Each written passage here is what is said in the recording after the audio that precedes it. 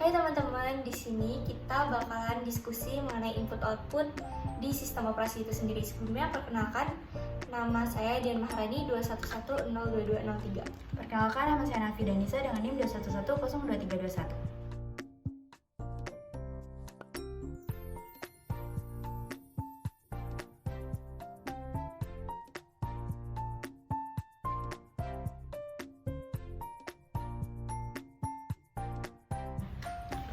Dian, kan kita ini kan habis baca PPT soal input output itu kan? Iya, kan.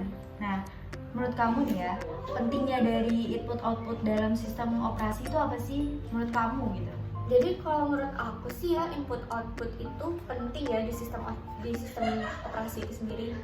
Soalnya kan kalau kita tahu sendiri, tugas utama dari komputer itu kan ada dua tuh, processing sama input output. Jadi ya sistem operasi itu bakalan mengontrol perangkat input output sendiri dan operasinya gitu. Terus karena hal itu, jadi input output itu jadi penting dalam sistem operasi. Oh ya, tadi aku kan udah baca tuh PPT.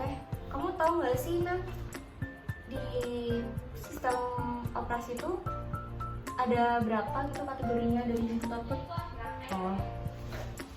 Yang perangkat keras dari input outputnya itu. Iya. Yang habis aku baca sih, jadi aku nangkapnya di sini kan perangkat input output kan ada dua kategori kan, ada perangkat blok sama ada perangkat karakter. Nah, kalau perangkat blok itu fungsinya untuk menyimpan informasi dalam blok-blok berukuran tertentu, kayak misalnya dari 512 sampai 32 sekian byte gitu kan nanti. Nah, di setiap blok itu punya alamatnya masing-masing. Contohnya kayak disk kan. Nah, itu yang perangkat blok. Terus di sini ada perangkat karakter. Nah, perangkat karakter sendiri itu contohnya kayak printer, terus ada disk, terus ada network interface. Nah, kenapa gitu? Karena perangkat karakter itu perangkat yang mengirim dan menerima sebarisan. Jadi kayak printer, disk itu merupakan bagian dari perangkat karakter. Kamu mau nanya, di sini kan ngebahas tentang cara perangkat terhubung ke komputer tuh ya. Nah, bisa nggak sih tolong jelasin lagi soal perangkat input output itu yang berhubungan dengan mesin? Oh gitu.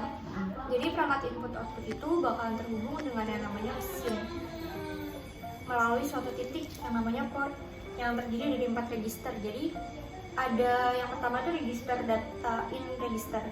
Itu tuh bakalan dibaca CPU untuk mendapatkan inputnya. Terus yang kedua itu ada data out register, di mana CPU ini tuh menulis bit sebagai output data. Terus yang ketiga itu ada status. Jadi CPU itu bakalan membaca register untuk mengetahui status perangkat itu apa gitu. Terus yang terakhir itu ada kontrol. Contohnya ya register ini ditulis untuk CPU untuk memulai perintah atau untuk mengganti modus perangkat itu sendiri gitu. Jadi aku bisa baca-baca nih.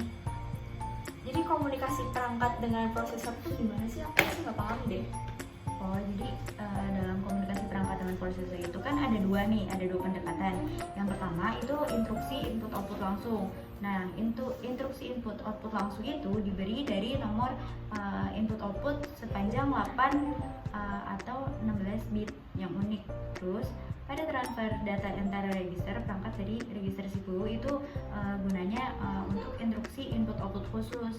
Nah, instruksi input output itu beda dari sekedar instruksi memori biasa, karena alamat port dari input output itu nggak pakai lokasi yang sama dari alamat memori tersebut gitu.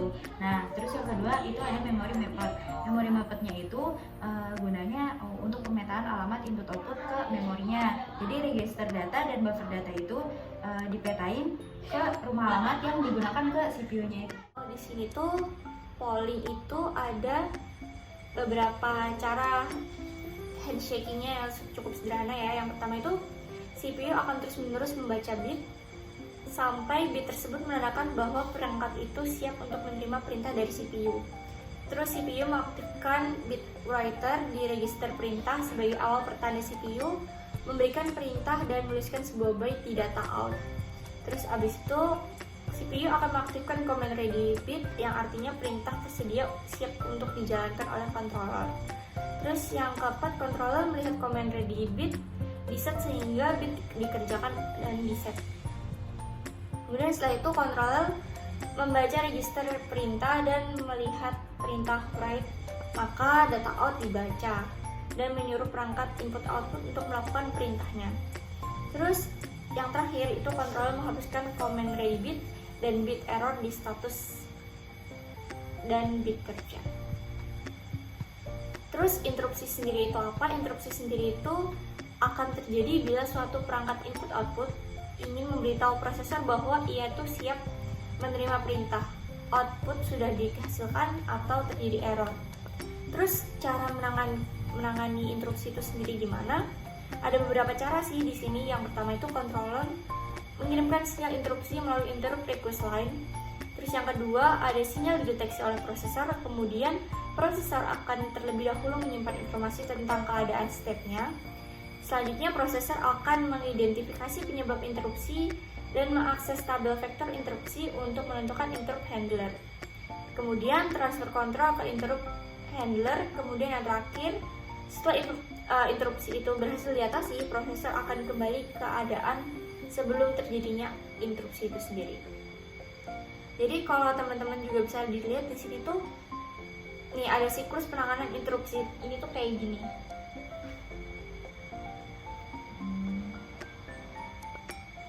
Nah, nih mungkin di sini ada tabelnya kayak gini.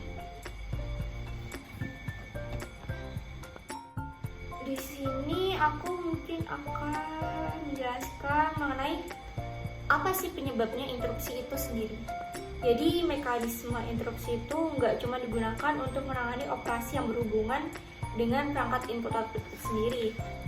Di sini tuh ada sistem operasi yang menggunakan mekanisme interupsi untuk beberapa hal.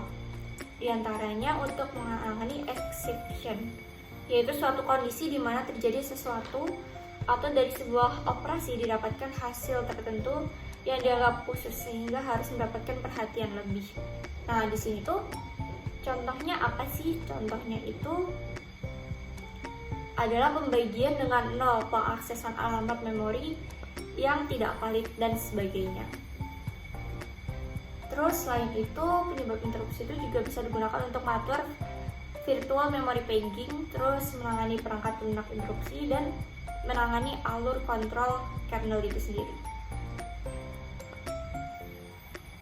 Jadi blocking atau non-blocking itu misalnya dalam aplikasi itu kan menggunakan sebuah blocking system call kan. Nah, di blocking system call itu setelah itu akan dieksekusi sebelumnya itu setelah blocking system call itu akan dihentikan sementara. Setelah dihentikan sementara itu dipindah ke white queue. Nah, setelah dipindah ke white queue itu kan sistem call-nya kan selesai. Nah, setelah selesai itu kembalikan ke run queue. Setelah kembalikan ke run queue sehingga aplikasi tersebut bisa dieksekusi lanjutkan. Nah, banyaknya dalam sistem operasi yang bersifat blocking itu karena agar lebih mudah dimengerti daripada non-blocking. Sedangkan non-blocking itu dalam input output aplikasi tersebut meminta data dari input output, kemudian menunggu diterimanya data dari data input output akan dikerjakan sebagai proses lain.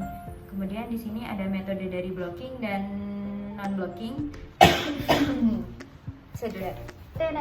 Jadi kalau dari metodenya sendiri, ya sinkronis itu yang pertama merequest untuk proses, kemudian masuk di metode waiting ya. Terus habis itu menangani alur kontrol kernel itu kan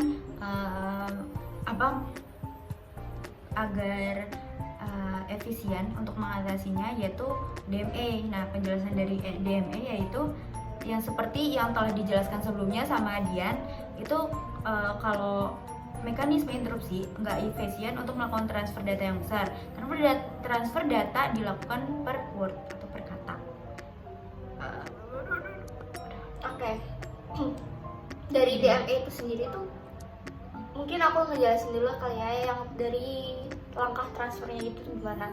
Dari yang aku tangkap di sini tuh ada 3 langkah buat transfer. Yang pertama itu prosesor menyiapkan DMA transfer dengan menyediakan data-data dari perangkat operasi yang akan ditampilkan, kemudian alamat memori yang menjadi sumber dan tujuan data, kemudian banyaknya byte yang akan ditransfer. Terus yang kedua ada pengendali DMA yang untuk membuat operasi, yaitu pertama menyiapkan bus, menyediakan alamat, menulis dan membaca data sampai seluruh blok itu tuh udah transfer gitu. Terus yang ketiga itu ada pengendali DMA untuk menginterupsi prosesor di mana selanjutnya akan ditentukan tindakan berikutnya. Mungkin dari Nana ada tambahan gimana? Jadi proses dari DMA itu sendiri dari CPU kemudian ke change. Kemudian setelah change itu akan dibawa ke memory buffer ke CPU memory bus, kemudian ke disk controller. Oke, di sini aku mungkin mau nambahin tentang clock sama timer ya. Jadi di sini adanya clock dan timer ini itu tuh memiliki 3 fungsi yang sering digunakan oleh sistem operasi itu sendiri. Yang pertama itu untuk memberi informasi waktu saat ini, terus untuk memberi informasi waktu lamanya sebuah proses, dan yang terakhir adalah sebagai trigger untuk suatu operasi pada suatu waktu gitu. Ada tambahan lagi? Oh, jadi kalau clock dan timer itu ngasih informasi ya, kayak waktu sekarang, terus memberi informasi. Oh, jadi clock dan timer itu perangkat keras komputer itu kan? Iya. Nah, terus punya 3 fungsi. Iya, yang tadi aku sebutin. Yang udah kamu sebutin. Ya, iya. Oh ya, di sini aku juga mau nambahin aja sih buat yang terakhir kali ya.